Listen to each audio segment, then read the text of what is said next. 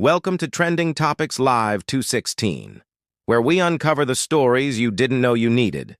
Today, we're diving deep into the dark side of history to expose the top 5 most notorious female gangsters of all time. These aren't your average crime stories. These women didn't just play the game, they ran it. Let's get into it. Stephanie St. Clair, the numbers queen of Harlem. First up, Stephanie St. Clair, also known as Madam Queen. This woman came to New York from Mal, the Caribbean, in the early 1900s, and wasted no time making a name for herself in Harlem. She turned a $10,000 investment into a powerful underground lottery known as the numbers game, making her rich, respected, and feared. She wasn't just about the money, though. St. Clair was a bold activist who went head-to-head with corrupt police and even challenged mobster Dutch Schultz for control over Harlem. She exposed crooked cops in the newspapers, y'all. Total boss move. And her protege, none other than Bumpy Johnson, who would later become a legend himself. Arlyne Brickman, from mafia groupie to FBI informant. Next, we've got Arlyne Brickman, a Jewish girl from the Upper East Side who fell in love with the mafia lifestyle. Through her relationships with mobsters, she got deep into the world of drug deals and numbers running. But everything changed when she was assaulted and her daughter's life was threatened. That was the final straw.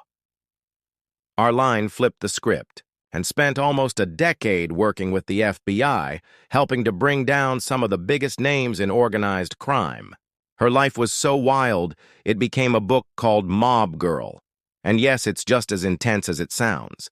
Enedina Arellano Félix, La Jefa of the Tijuana cartel.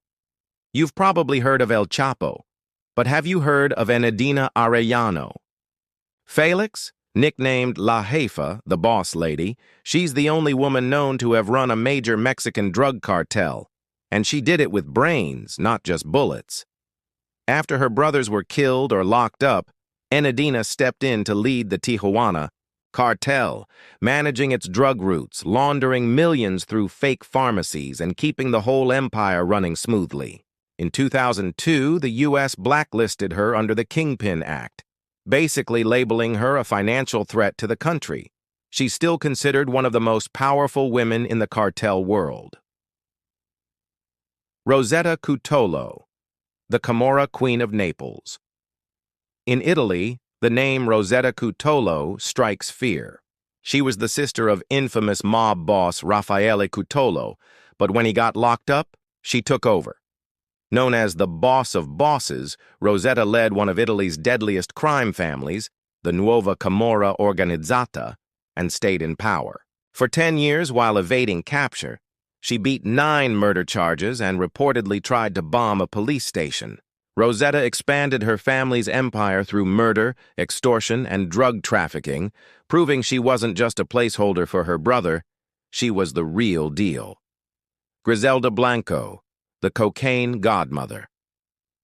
And finally, the most infamous of them all, Griselda Blanco, aka the Cocaine Queen. She ran the U.S. cocaine trade from Colombia and Miami throughout the 70s and 80s, and is believed to be behind hundreds of murders. Yes, hundreds. She was so cold-blooded, she allegedly killed all 3 of her husbands, and even named her son Michael Corleone, like the character from The Godfather. She pioneered new smuggling techniques, including hiding drugs in custom-made lingerie. Blanco wasn't just a boss, she was a legend, and not in the good way. These women proved one thing. In the world of crime, power doesn't care about gender. Just guts, grit, and a game plan. Which of these gangsters shocked you the most? Drop a comment below and let us know. Don't forget to like, share, and subscribe to Trending Topics Live 216 for more stories from the shadows of history that you won't find in your school textbooks. Until next time, stay curious and stay informed.